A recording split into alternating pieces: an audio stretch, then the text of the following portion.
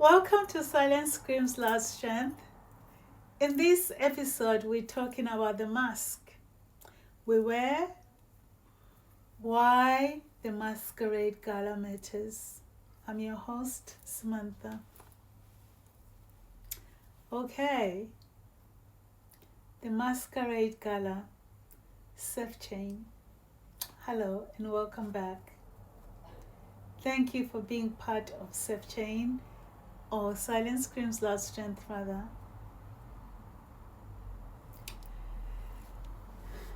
In fact,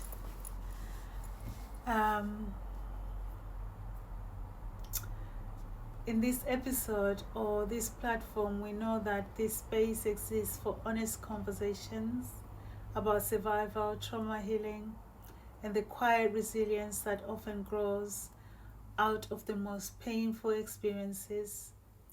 So today, I'm talking to you about the mask we wear, why the Masquerade Galas matters. Now, when most people hear the word masquerade, they imagine elegance, beautiful gowns, black tie, music, candlelight, people arriving in beautiful masks, mysterious, dramatic, glamorous, But the symbolism of mask goes much deeper than fashion. Masks have always represented something human. The way we hide, the way we protect ourselves, the way we survive in environments where it does not feel safe to show the full truth of what we are experiencing. And when we talk about trauma, particularly domestic abuse, masks become a very powerful metaphor because so many survivors learn how to wear them, not for decoration, but for survival. Today we're going to talk about those masks,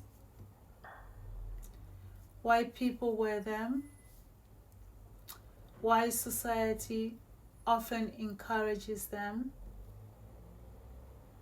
and why the SAFECHAIN Masquerade Gala on the 30th of October is about something much bigger than an event. It is about unmasking truth and creating a space where accountability and healing can exist together. So, the masks we wear, we learn to wear them in order to protect ourselves. From a very young age, many of us are taught how to wear social masks. We learn this smile that says, I'm fine, I'm okay, even when we are not. We learn the polite response when someone asks, how are you? Even when the truthful answer could be complicated.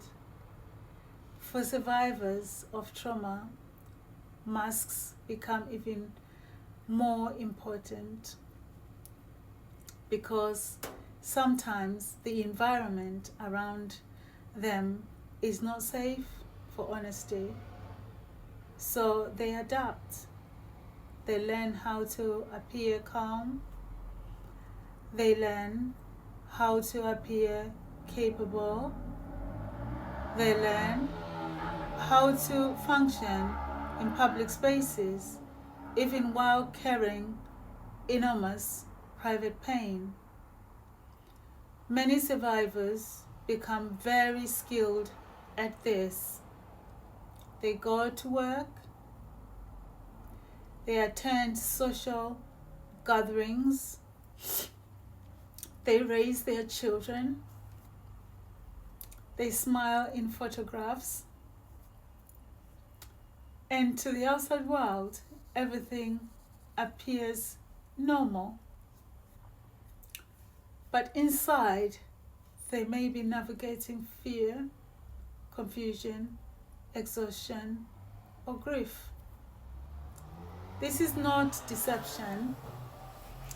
This is survival. Masks are often protective armor.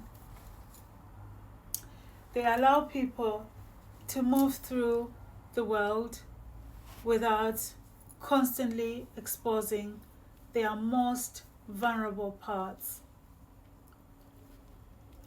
But wearing a mask for too long can also become heavy because it creates a gap between what the world sees and what the survivor actually experiences.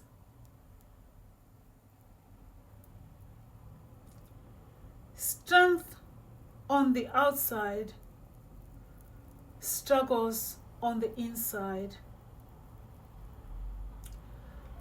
One of the most misunderstood realities about trauma is that survivors often appear strong, they appear composed, they appear capable, and because of that appearance, people assume everything must be fine.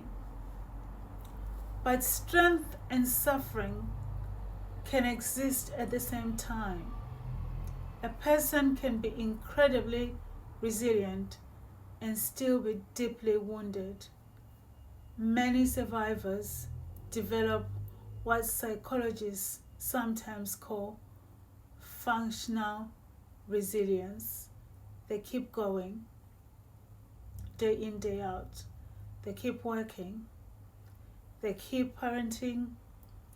They keep building things. All the while, their nervous system is under immense stress.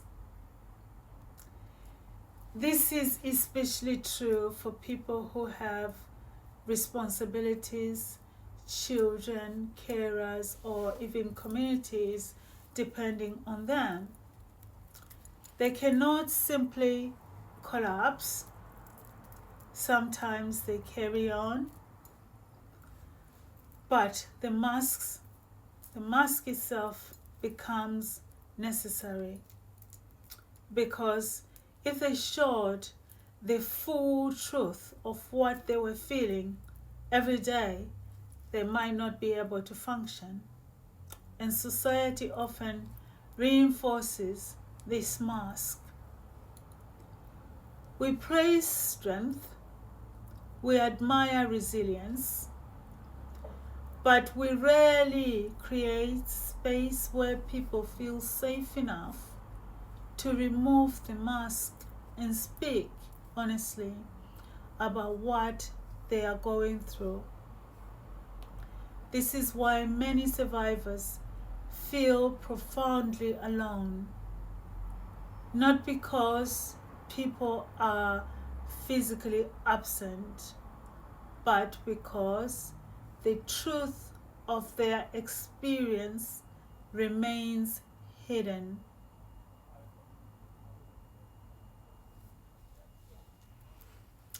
So why the masquerade? Why the masquerade symbol matters? This is why the symbol of masquerade is so powerful. A masquerade ball is an event where people or everyone arrives wearing a mask, and paradoxically, that shared disguise can sometimes create honesty, because when everyone acknowledges the mask, sometimes something interesting happens. The performance becomes visible. And once the performance is visible, people can begin to talk about what lies beneath it. The SAFECHAIN Masquerade Gala on the 30th of October was inspired by the idea it is not simply a social event, it is a symbolic gathering, a moment where we recognize the masks that exist in society around domestic abuse. The masks survivors wear, but also the masks institutes sometimes wear. The appearance of protection, the appearance of accountability, even when systems may still have serious gaps. This event is about bringing people together to confront those realities. Advocates, professionals, survivors, community leaders, because meaningful change requires honest conversations, and honest often begins when the masks are acknowledged.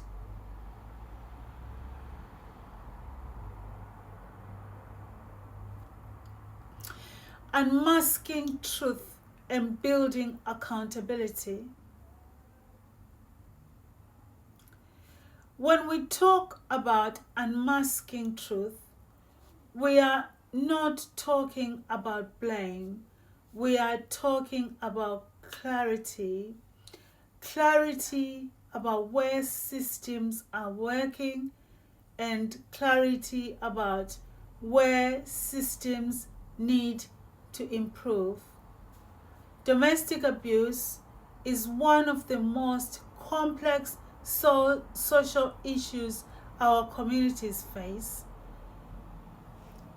It interacts with law, healthcare, housing, finances, education, and family structures.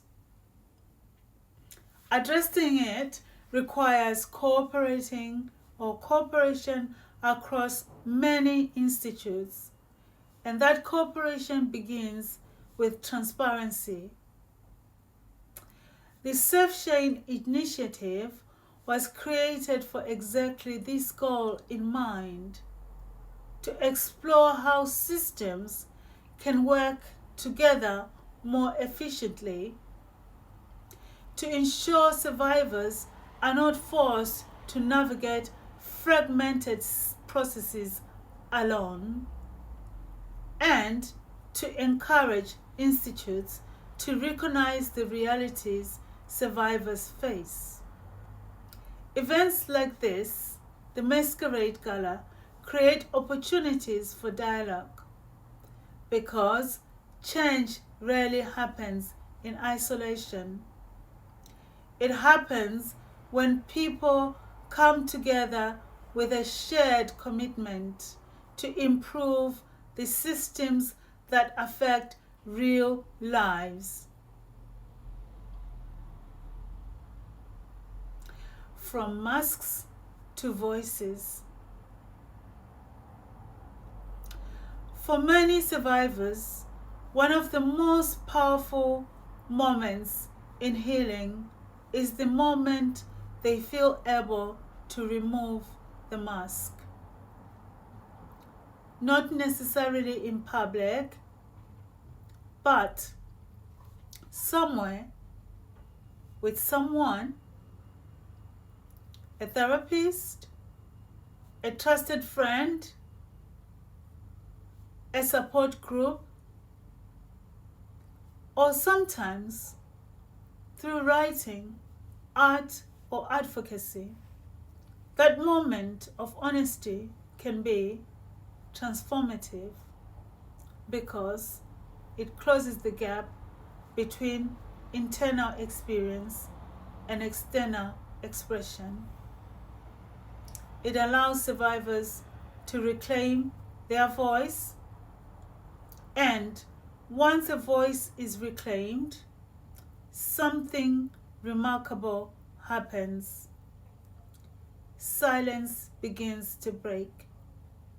Stories begin to surface, and those stories often become a catalyst for awareness and reform.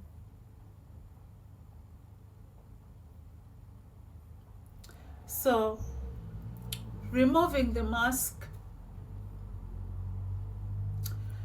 Before we finish today, I would like to offer a short reflective reflection rather.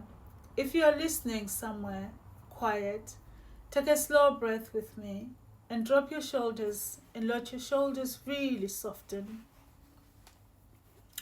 Your feet on the ground, and imagine for a moment that you are gently removing a mask you've been carrying. Not because you're weak, but because you deserve a moment of honesty and rest. And if those words and these words resonate with you, repeat them quietly to yourself. I am allowed to be strong and to be vulnerable all at the same time. I am allowed to rest from the mask I wear to survive.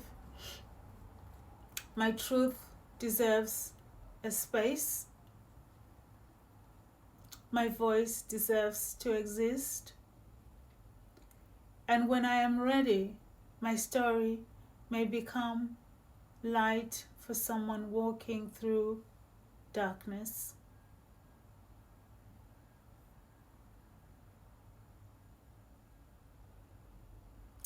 Thank you for spending this time with me. Thank you for being part of Silence Screams Loud Strength. If this episode resonated with you, consider sharing it with someone who may need to hear it. Because conversations like this help bring hidden experiences into the open. And if you would like to learn more about this SAFECHAIN Masquerade on the 30th of October, you can find more information through the links connected to this podcast. Until next time, thank you and take care of yourself. And remember, even behind the strongest mask, there is always a human story worth hearing.